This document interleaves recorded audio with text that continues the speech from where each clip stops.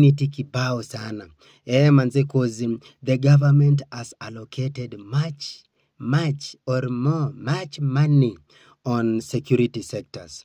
So kama umetamani sana kuingia kikosi, umetamani sana kuanzia any kitengo, itakuwa very best opportunity for you. So you avail your documents.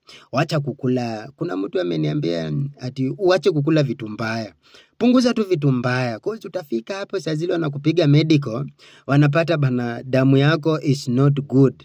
Umenipata? Damu yako si safi, na hapo ndio itakuwa end of you to be qualified to join this able kikosi. Umenipata? So take caution of what you are eating right now. Chunga meno yako sana.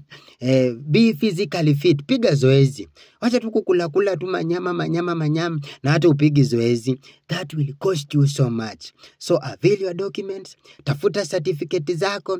Weka tu hapo. Si kwenye itatangazwa tu pap unajitokeza, na itakuwa very best opportunity for